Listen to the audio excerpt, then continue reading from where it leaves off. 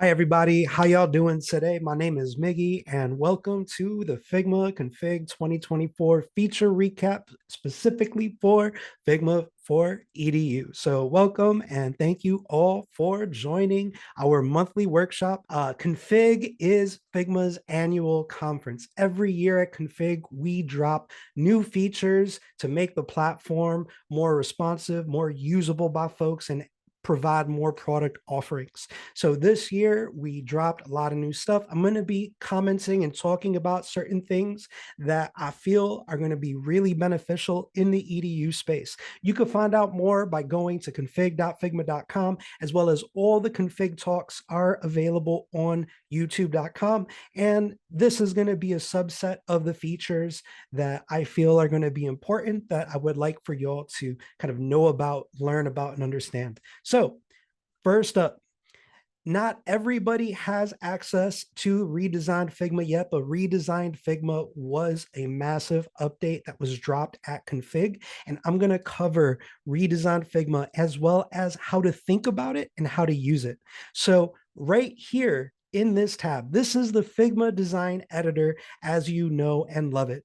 And this is the redesigned Figma. It was designed to make working with components and kind of modern design systems work a little bit easier. It's also designed to be more out of your way. And I'm going to highlight how to use that. But first off, if you're working and you see the new Figma UI and it's a little bit cumbersome and you want to wait till you experience it, you can always come down here to the bottom right. So once again, new Figma UI, you can come down here and there's going to be this option where you can go back to the previous UI or re-enable the new UI. So let me increase this. One thing that I do want to highlight is that not everybody will have this right away. We are rolling this out and you should see the new UI probably by the beginning of September. We're still in beta and still rolling it out, but I want to give y'all a preview so you can understand what to expect and how best to work with it. So right here, go back to previous UI. You can see this is the one you might be familiar with. If you need to go and see, you're like, hey, I got to check out the new one. I want to have a good, firm understanding of it. We can click on it here and there it is. So redesigned Figma UI 3 beta. I'm going to show you all a few different things. So first thing we talked about swapping to the different UI. Once again, you can see there's a big visual difference. One of the main differences is the options that we have that are classically up in the top left, such as adding new frames, adding new shapes, using some of the creation tools, the pen tool, the pencil tool. All of those are now going to be located down across the bottom. Previously, if you were using dev mode to inspect your designs, dev mode will now be down here to turn on and off. Okay, so first things first, those features are there. Next, what you'll notice is that with the previous UI, there were a bunch of file actions that existed up in the top center of your screen. Actions that allowed you to see version history, maybe change the color profile. You could duplicate, rename the file itself. So any file actions that you have will now be over here. Oops, I clicked on the wrong button. Will be over here in the left-hand side. So those file actions are moving from the top over to the left. So you're going to see a closer association of the file-based actions with the file name, as well as the majority of the menu settings. So those are going to go from the top left. Now, there are other actions that some folks are pretty used to using and seeing up top. So whereas in the previous UI of Figma, and these are operations that I've shown in previous workshops, let's say you wanted to perform a Boolean operation, you'll see that there's little options that come up at the top menu in the previous UI. Options such as union selection, maybe you wanted to create a mask, maybe you want to make a component out of an element, right? If this is new to you, once again, these are functions that you would commonly perform. A component is a reusable library element that you might want to use again and again. That is what you would create here. Now, those functions in the new UI are going to be located over here on the right. And by the way, this sidebar panel, you can actually extend its width and you have more use of it as you extend it out. So we can actually extend that. That's another new feature that's available. However, any of these actions that would normally be at the top center of the window are kind of now actions associated with what you've selected, which kind of makes sense because typically when you're designing, you have an object on your canvas and the properties for it are over on the right hand side. And that is how you sort of modify those properties. So file-based actions are going to be over here, right? Object-based actions are going to be over here on the right. All right, I'm just going to, so these are things that you want to consider as you're using the new redesigned Figma. Okay, so a few other things too. As you're working, so like let's say I'm working here in Figma, I have objects on my canvas. Now, let's say, the UI is a bit in my way, right? I can use the shortcut key. Oops, it's not shift and I. What am I doing? It's shift and period. So if I press shift and period, what it does is it hides the UI, but when I need it, it'll bring it back up, right? So right here, I could have this window open, and as I'm navigating, I'm viewing designs, I'm zooming in and out, I have more screen real estate. But when I select an object on the screen, you'll see that this window pops up, right? So that's going to be another little change. So contextual working. So things will only show up as I need them. If I click on the canvas, then I can have a better view of everything that's there. That can also be toggled over here on the left. So this expand UI or minimize UI. And once again, it'll automatically and contextually bring things up as you're working. All right, I'll show one more thing too. I know that those of you who have been working in Figma for some time, you probably are wondering where your constraints are at. You're going to notice that objects more closely associated with position are here, and then the layout is here. And that's actually going to take us into another concept. But here, over here on the right, you'll see that is the constraints menu. The constraints menu is now a pop-up window, and you might be thinking, hey, I use those constraints often. It's an extra click to go there. One thing that we want to highlight here is that as you make alignments, so if I align to the bottom and to the right, what I've just done is I've affected my constraints. So by using the alignment tools, and what that means for those who haven't used constraints before, it just tells an object how to and where to move when the corresponding frame is moving. So by setting this object's constraints to right and bottom, that means that as I resize this window, that rectangle stays on the right and bottom. If I was to set the constraints of this here to, let's say, left and right, as well as bottom, that means that when I move this down and I extend the width of my frame, it's going to follow the bottom and it's going to grow left and right. Okay, so just a quick primer on constraints, but effectively, what I want y'all to know is that they haven't disappeared. They're just tucked and associated in that positions panel. All right, so that's a little bit about Figma UI 3. Next up, we're going to talk about auto layout updates. So here we're going to talk about auto layout. I'm going to go down to the next page. By the way, I'm pressing page up and page down to navigate my pages in Figma. So if I was over here, you could see here are my pages, and I press page up or page down, I navigate to those pages. It's a keyboard key. You can also press function up and function down, and it'll perform exactly the same action. So page up, page down. So we're going to talk a little bit about auto layout. If you're unfamiliar with auto layout, what it does is it allows objects to have a constrained layout, so like they can grow with one another. So let's say if I was to just draw a few of these objects here, thinking of them as stand-ins for content. and I press Shift A, I make that an auto layout frame.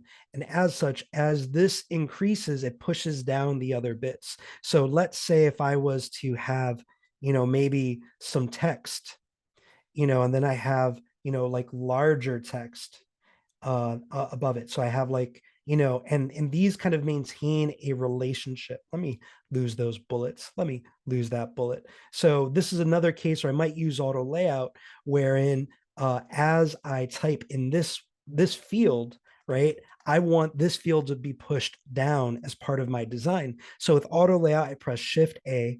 And if I was to press return and type, that other layer gets moved down in accordance with that. So in a nutshell, that's what auto layout is. And let's talk about some of the improvements that you'll experience with UI 3, as well as some new features with auto layout that have been included in Figma now. So the new auto layout UI is just a little bit more comprehensive, and it pulls in all of the things impacting auto layout together. So you'll have the width and height, as well as the clipping of content. And basically what happens now, and I'll show you, is here, if I have two objects and I perform the auto layout shortcut, the auto layout shortcut is Shift A, but you'll also notice this little icon over here on the right. I can zoom in my interface to make that a little bit larger. So here I have these two objects and I want to place them inside of an auto layout frame. You'll notice over here, I can use auto layout. And by enabling that, you've noticed that this window has gone from the layout panel to the auto layout panel. So here I can begin to control how objects behave. And there's been a number of improvements with auto layout that are going to improve your workflow. So here you can see the hug value. When I hover over it, I could see that it's 497 width. The hug value is 232. If I increase the width of that, I can see both values associated with it. So all of that is tied in a little bit closer to one another. And if I want to adjust the padding values, so let's say, once again, let's walk through. Where is it? Oh, I'm like missing a screen, but that's okay. So essentially what's happening here is, let's expand these. And let's say I press Shift A and perform this as auto layout. If I extend the width, you'll notice that the children are by default filling container, right? So you'll notice that that's actually a new behavior. If you've been using auto layout before, there's going to be subtle enhancements that are going to show you how to, it's going to behave in a way that you expect. But now we actually have a new feature called Suggest Auto Layout. So auto layout, what it's done previously, it looks at either a row, a column, or even just kind of wrapping elements as one single line. So Suggest Auto Layout is a new feature that's going to evaluate the design that you're making, and it's going to attempt to nest auto layout frames to create something that's a bit more robust. So I have an example here to kind of show you the ways that that works. So everything that I'm showing you right here is currently available in the auto layout playground file. So if you go to figma.com/@figma, we have an auto layout playground here that's going to have a complete run through of the feature, as well as these examples that I am demonstrating here. So let's walk through some of these examples. Let's take a look at this first card. I'm going to bring this up, just kind of zoom in on it. This card that I have right here, if I take a look at it, what it is this is a rectangle, right? This is just some text. These are some icons. They've all just kind of laid out next to each other. If I were to resize this card, nothing happens. And that's because there's no auto layout applied. If I press return here and I type in, you notice that the text collides with the other elements that are inside of this frame. So this is no auto layout. Now, this next card, if I were to lay out the same thing, right? It's just the same stuff. If I were to select this card and turn on auto layout, this layout is a bit too complex for it to just magically work. We have text here, we have icons, we have rows, right? We need to actually think about how this all works and relates, but I can give that a shot. I can select this frame right here. I can go over here to the right and choose use auto layout. And you'll notice that it's actually not doing what I expect it to, right? My expectation is maybe that this rectangle expands the width, that these elements are also kind of in that flow. But what it's attempting to do is put all of these objects into a row. So if I were to have, let's say, a number of rectangles, think of this as almost like a tag cloud, right? Then it would make sense because as I increase the width, it's filling the number of elements that are inside, so that's a single auto layout frame. Now, the new feature, suggest auto layout. I'm going to bring up this card right here. This is the same thing. It's just another card. It has some of these elements inside, right? Has that rectangle, has that text. What I can do now is I'm going to right click. I'm going to come down here to more layout options. So it's just underneath add auto layout, more layout options. Suggest auto layout.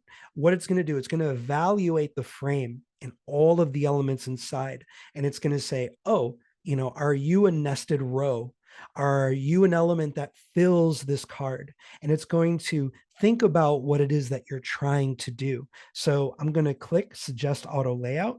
It's going to tell me that 4 new auto layout frames have been created. And if I look over here on the left, we can see there are little dots for every new option or every new frame that have been created. And you'll see that as I extend it, oh, hey, look at that. It kind of works. It is now responsive. So it understood that maybe this section was here, right? This text was here and this text fills container. And if you look, I can begin to type in more text and you'll see that the icon is currently in this row is currently fitting to that width, right? Or not fitting to the width, I'm sorry, aligning to that vertical center. So, you can always go in and make adjustments. So I can select the frame that it is in, and I could say, hey, let's align on the top. So then now, as I'm adding in more text. So suggest auto layout is a good way to get started. And I'll show you how to do it one more time. Absolutely. Let me undo. Let's undo. I'm hitting Command Z all the way back to our normal card. So here we go. We have a frame. And once again, this is all currently in the auto layout playground file. And you can find this example, you could play this example, and you could try this example out. So what we have here is I have a card. It has a number of elements. I'm going to press right click and choose more auto layout options and suggest auto layout. The shortcut key for me is going to be Control Shift A. So when I select that card, Control Shift A, right, it says 4 new auto layout frames created. And you'll notice that it is now behaving in a way that I would expect. Even when I go very narrow, right, it's kind of breaking out the text and doing whatever it can to try this to be as expected. You can even try this out with using some like rectangles. So if I was to have, let's say, a grouping of little rectangles, and let's say I align, I tidy them up, right? And then I tidy this one up. And then, let's say over here, I have another element. So it's good to think about wireframing this. I can select this. And actually, let me throw a frame around it. So I press the F key and I put a frame around it. There we go. Now I can right click and I can say more layout options, suggest auto layout. And now we have new auto layout frames created and you can see how it behaves. So it's attempting to make this card responsive as it can. Now, along with that, there's a new feature. Let's say you applied auto layout but it didn't quite perform the way that you expected. So you applied auto layout, but really you want to remove auto layout. Let's say you're working on something, you want to deconstruct it. Sometimes you just want to choose chaos, right? You're like, you know what? Let's just destroy all the layout frames. We now have an auto layout remove all function. So here you can see that this card over here on the left, you can see auto layout. You have all of these nested frames. I can right click. I can come down here. You'll see remove auto layout. That'll just remove one layer. But down here, we have remove all auto layout. So it'll look inside of the nested frame, inside of the nested frame, inside of the nested frame, and will destroy all of the auto layout frames, making them once again static frames. So once again, I select this. You can see we have one auto layout, two auto layout, three auto layout, four auto layout. Those are all nested. Let's say we want to go back, start from scratch, start all over. I can right click. I can go to more auto layout options and remove all auto layout. When I do that, boom, it's all gone. So removed 5 frames. And you can see that they are now just normal static frames once again. Ooh, that sounded like a song. Maybe I should make a mixtape. Okay, so a few other things too.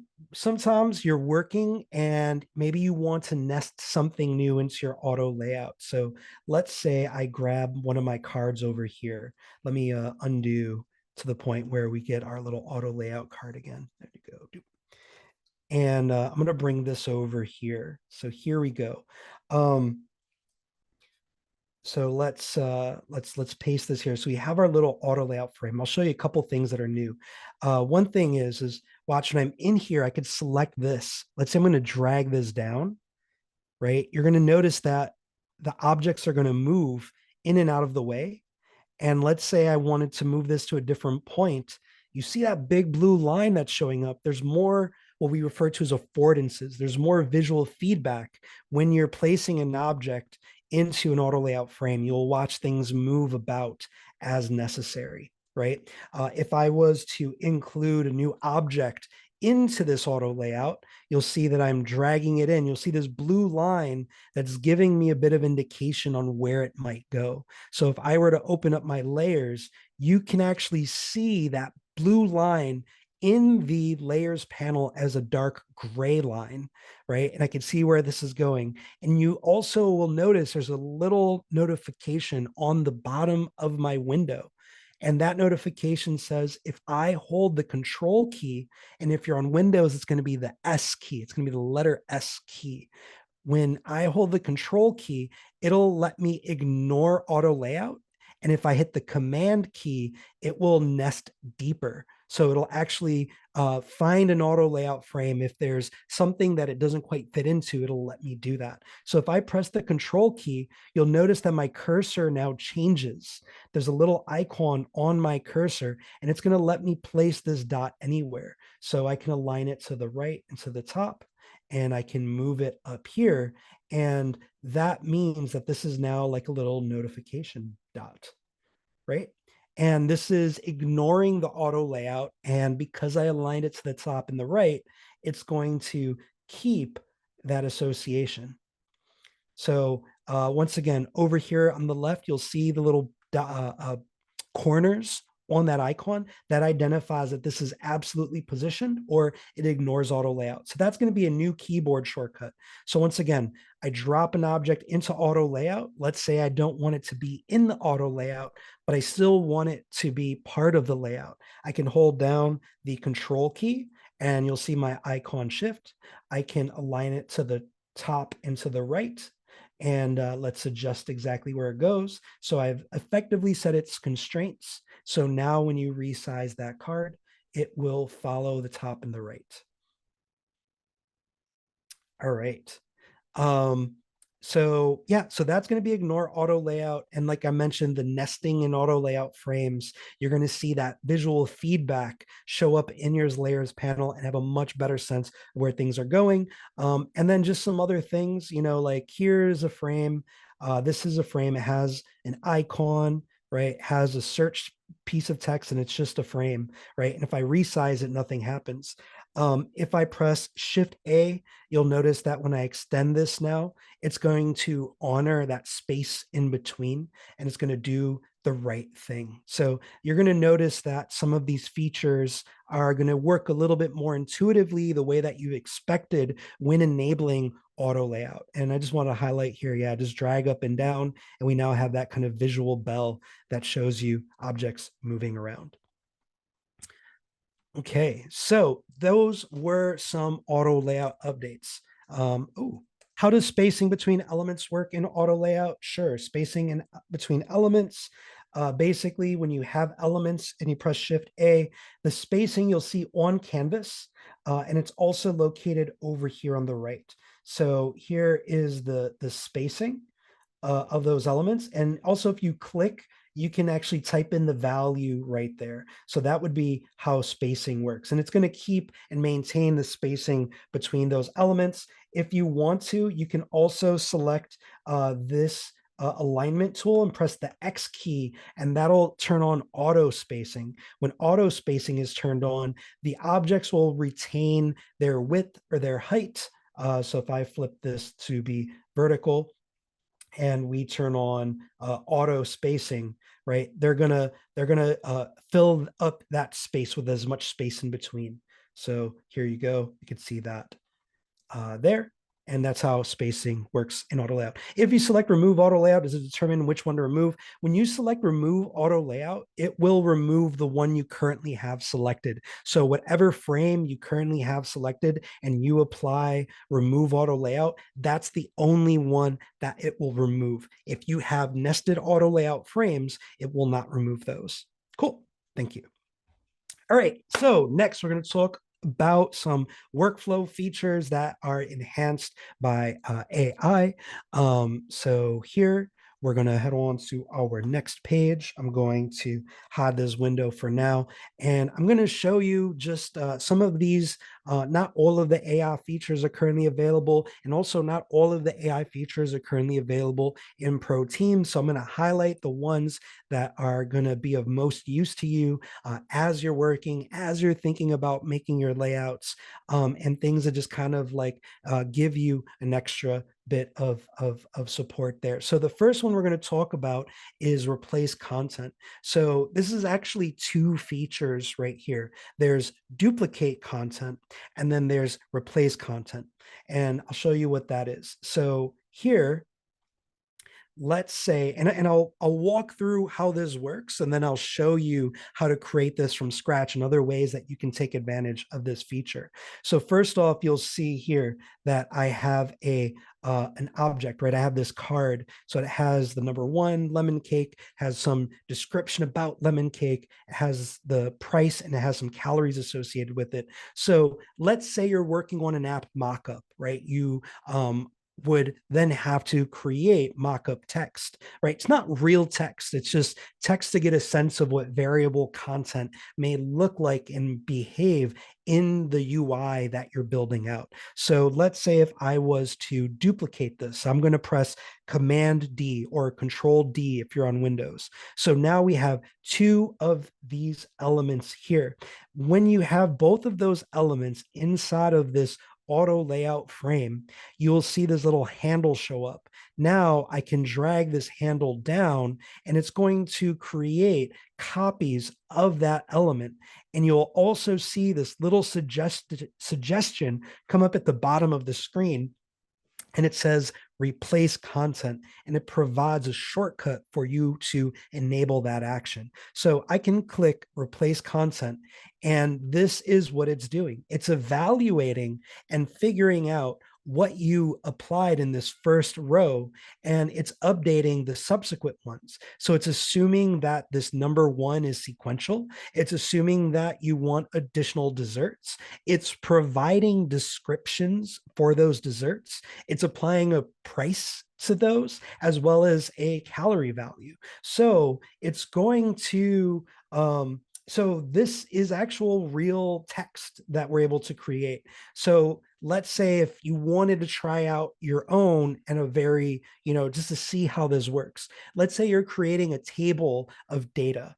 I'm going to press the T key, and let's say I write 0001, right? So this is our first little bit of data that we have here. I'm going to duplicate that. I'm going to put in a name. I'm going to put in my name, Miggy Cardona. Let's say I'm going to put in another bit of information. I will say New York City. And then let's say, for this table, I might have another bit of information. So let's just say, Figma or UI designer. Here you go, UI designer. So I have all of these elements. Now I'm going to select them all, and we're going to put them into an auto layout frame. So I'm going to press Shift A. So now this is an auto layout frame. Let's name this row. So we have this row of data. I'm going to add in some padding. So let's say about 24. Ooh, that's a lot. Let's just say 8-pixel padding. And I'm going to duplicate this row. So I'm going to duplicate this down with the Option key, right? And now I'm going to select both of those. And with them both selected, I'm going to put them into another auto layout frame. So we're creating we're nesting them inside of a frame. And I'm going to call this my table. And so now with this table, I have this little option over here to drag down, and I'm going to get more options, right? So it's repeating the content. So we have our table, we're repeating this content, and now we can replace that content. So it's going to apply. I didn't design my table well, unfortunately. Otherwise, it would be a little bit better set, but you'll see that it's applying that data. So we have sequential numbers, we have a number of names, we have a number of cities here, we have a number of roles: UI designer, UX designer, product manager, front developer, graphic designer, art director. So what this is doing, and I can actually select all these, let's press, X and extend this. Here we go.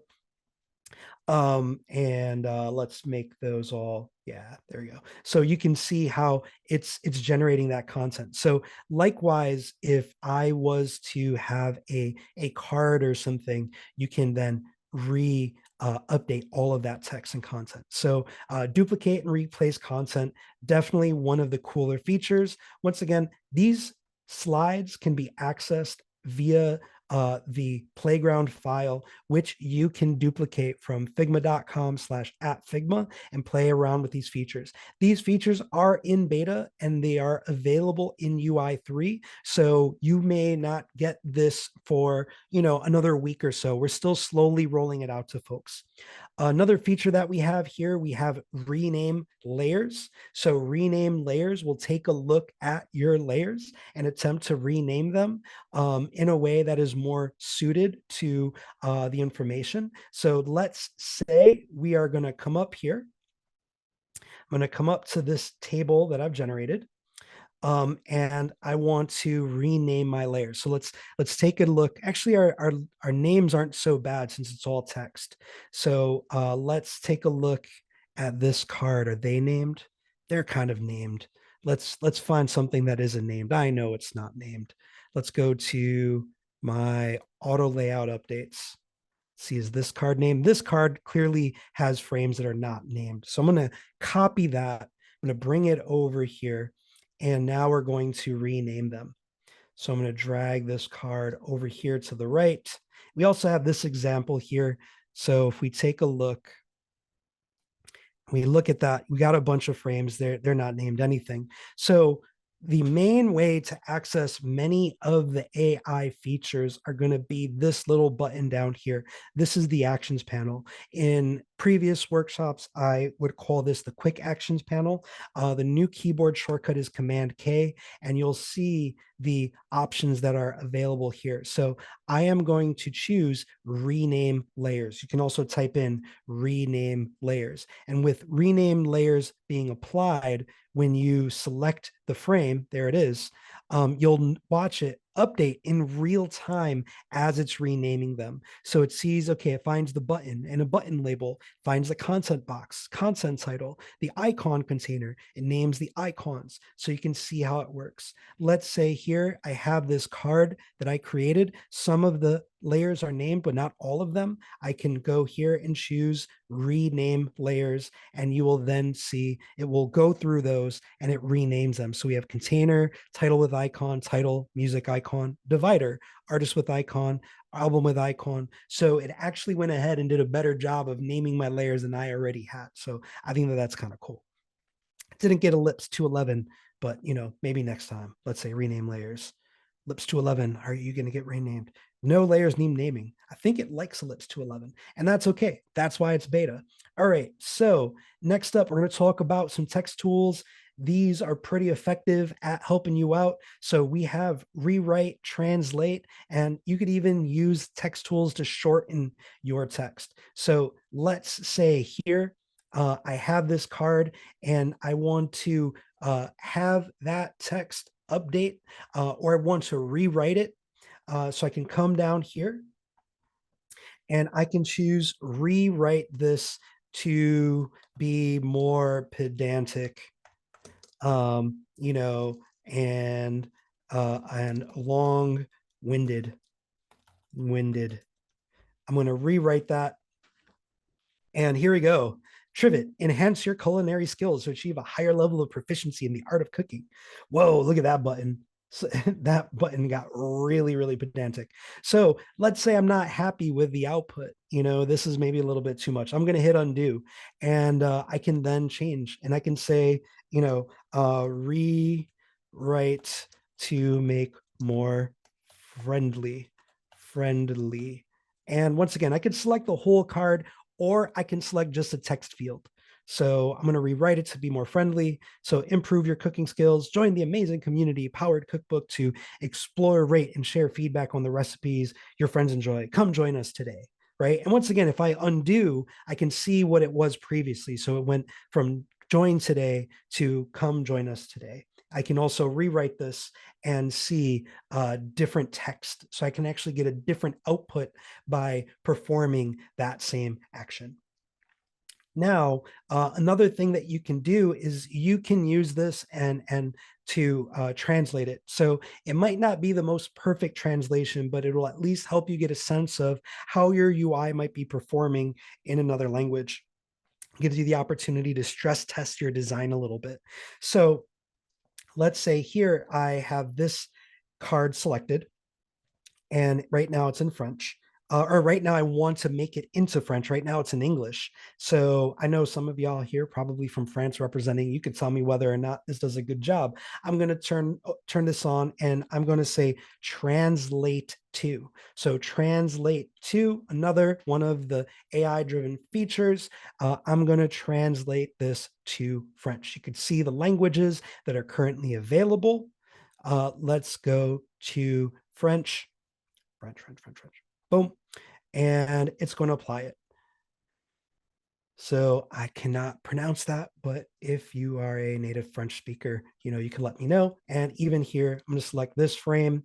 Once again, go to that menu and say translate to, and let's change this to Japanese.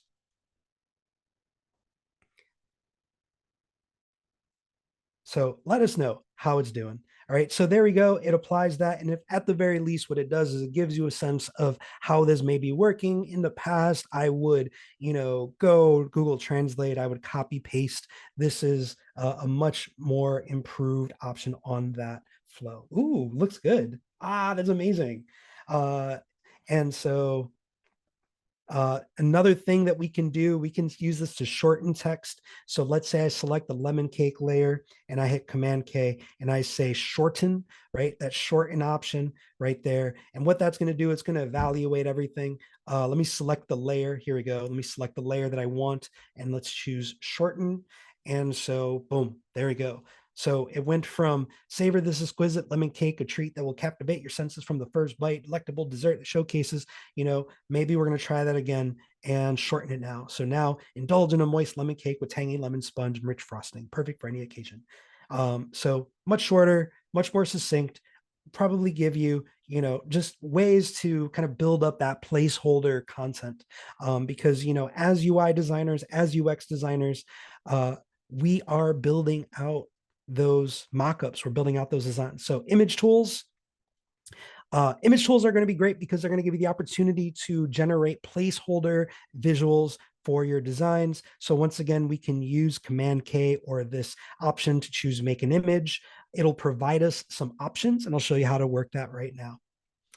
Thanks, Alex. So here I can go make an image, and we're going to say, give me, I like to do wild things first. So I'm going to say a raccoon driving a lawn mower in a mini mart.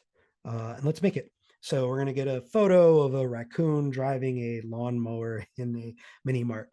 So what's going to be really awesome about this is it's going to generate a 512 by 512 option. I can choose from the options made available to me. Let's say I want to keep some of those additional options. I can drag them directly onto the canvas. Let's say in my design, so let's find this card here. So let's say in my design, I may have already had a card that had a, like an image fill, right? So in this image fill, um, I can go in here, and when I go swap image, it'll give me the opportunity to generate a new one, right? So if you have a placeholder kind of image fill, you can generate a new one. It'll bring this up, and I'll say a macro shot of a lovely ladybug, and it's going to generate a macro shot of a lovely ladybug directly in my work, in my concept. So there we go.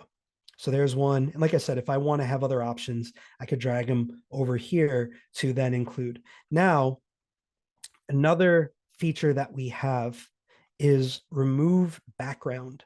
So if I wanted to maybe remove the background of one of these ladybugs, I can click here and type in remove background. So with remove background, it's going to take a look at the photo, it's going to analyze it, and it's going to make it transparent. Right? That was kind of awesome. And the secret to remove background, what's kind of awesome about remove background, let's do it on this one too, is that if you look at the fill layer, right? So here are my fill layers, it keeps the image with the background still there. So if I need to go back to the original image, I still have that as a fill layer. So when you select this, so even this one over here, right? I can select it and go, and I can reclaim that background. Now, a fun trick that I like to do is I will turn on that background, I'll click on that image, and I'll reduce the saturation.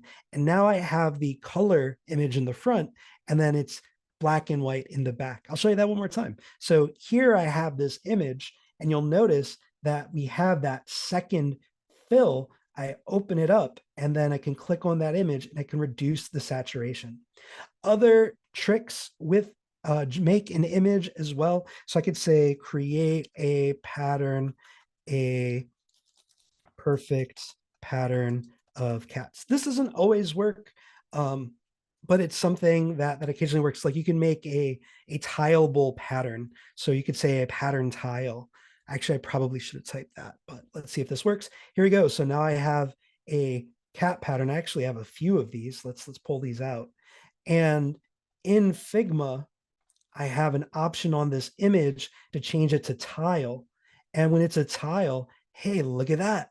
So now I have a perfect pattern of cats that I can use as like a UI background. Let's take a look at this one. So this one too has that same prompt, and I can come over here and I can choose tile. And now with tile, when I increase the size, we have a nice, perfect tile of cat patterns. Print it out, make Christmas paper. I think that's pretty awesome. Okay, cool. So shout out to Anthony Despezio on walking me through that. So we've now covered remove background. And so, yeah, you select the object, click on here, type in remove background, and it'll run through that operation, and it'll remove that background and give you the opportunity to overlay it onto other graphics, saving you a ton of time, which I think is fantastic. Okay, so now that we've covered AI workflow features, what if we don't want the data from AI, but have a spreadsheet? There are plugins that you can use for that. So if you want to like connect a spreadsheet and bring that information in, there's like a Google Sheets plugin. When will it be available? Because I'm just seeing learn about UI. It's going to be coming. You should be seeing it by some point in September. Every week, new users get access to it. So just take a quick look and see if you have access to it. With AI, will I be able to switch the design we made in light mode and convert it to dark mode? So if you are working with designs right now, that isn't an option that you have. However, you can accomplish that by working with variables. You have to might be a little bit more intentional about it. There's a make design feature, which we currently disabled. When make design becomes available again, it gives you the option to test out the creation of a design, kind of like a first draft, and you can swap that mode of that design. What that does is it uses some existing design systems in the back to generate those. Speaking of design systems, another feature that we dropped are UI kits. These I'm really excited to talk about in Figma, especially for education. What UI kits are they are libraries of design kits provided by Figma, Apple, and Google to use, to learn from, and to make quicker mockups. Also, as a way to better understand how to work with components and design systems. So, if you go to the assets panel and you don't have any libraries set up, you will notice these 3 UI kits: Simple Design System, iOS 18 and iPad OS 18, and the Material Design Kit. Let me zoom my window out a little bit. If you click on one, it will actually take you to the page where you can download the entire kit and look at the entire kit. However, let's say you just want to import a piece directly into your library. So these are examples brought in from Figma's simple design system. These are examples brought in from the iOS kit, and these are examples brought in from Material. So by clicking the little plus icon, you can see the library, and I can view and look at the library, and I can add them into my design. One thing that I would recommend is start out by taking a look at the examples. The examples are going to be unique in that when you insert them, so here you can see I have some options. I clicked on this, I could choose it in a mobile layout. I can see it in the dark mode. I can see that as a responsive, as desktop or a tablet, and I could change the default size to small. So when I insert this element, I can actually look at the components as they've been added in, and I can make adjustments to those elements. Once again, if I were to look at the individual cards, I can click on a review card and insert it, and I can see the various options available to me in using such elements. Let me see the product info card. I think here we go. I can show description. I could turn that on and off. Let's say too, you want to work with you want to remove this, I can remove the library from the file. I can add in another one. Let's add in an example from the iPad and insert that. And here you go. So you have this object laid out here as a frame. You can click on any of those instances, and you can see here all of the different properties that you can do to update that instance. So here I can add or remove various elements from that component. So this is going to be really helpful to learn from. Once again, all these are updated and maintained by Apple, Google, and Figma, and you will receive those updates in your files, and you can choose whether or not you want to accept those updates from these UI kits. All right, so responsive preview. This one is pretty cool. The prototyping viewer has gotten an update that's going to allow you to have it behave more like a responsive window. So if I was to come here, you can see I have these cards are just in a row. So let's say, you have some elements. I'm going to duplicate a bunch, right? And I'm going to duplicate them here. And let's say these rectangles, I put them into an auto layout frame. I select them all. I click auto layout frame. This is now, they kind of grow and shrink. And before you weren't able to see this in the prototyping viewer, but now if I was to preview this by pressing Shift Spacebar, right? So once again, I select the frame, Shift Spacebar. I can come up here to my options and choose a responsive window. And you will see that as I grow this width, I can scroll, right? I can scroll that window and I can reduce it, and you'll see that it behaves responsively. So let's say if I was to add an element to this page, let's just say I'm going to throw in a bright green rectangle, right? Let me add it to this page. Here, we're going to make my window a little bit taller. Throw in this rectangle. I'm going to make the rectangle absolute position. So I'm going to use that control key, drag it in, and I'm going to constrain it to the right and the bottom, right? So now we have that object in there. When I preview this in the responsive window, we can see, how that behaves. So it's using the constraint. You can also go to the full preview and see this here.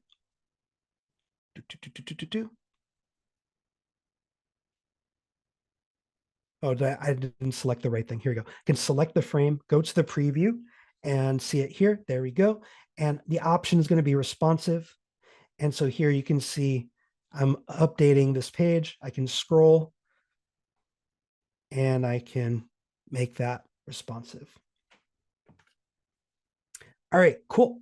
So lastly, Figma Slides. So this entire time I have been presenting these slides as Figma Slides.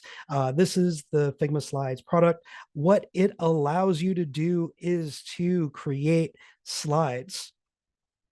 So here we go. It allows you to create slides. It allows you to present with Figma more natively. There's presenter notes, so I can have presenter notes that will show when I present. There's templates to get started. So if I was to create a new slide, I have a whole library of different templates that I can choose from. So those of you who are teaching and in the fall need a syllabus template, I got a syllabus template right here for you. And then you can add those slides and you can update them as needed. Slides has a couple different modes where I can go into grid mode and I can see all of the various layouts. I can rearrange my sections and it behaves just like Figma with elements on the canvas and how you work with them. There's going to be slides mode and design mode. Design mode is going to have more design options available to you. Slides mode is going to be a little easier, just kind of working on the basic things that you need to make a slide. So working with the text, adjusting the colors, adjusting the placement, and it can make use of those templates. So if you're working with others, you can make a template that somebody else can use in slides. One other really cool thing about slides is it has this option to add in polls and stamps. And at this point, what I'm going to do is I'm going to have y'all vote. So Alex is going to share a link to vote in the poll.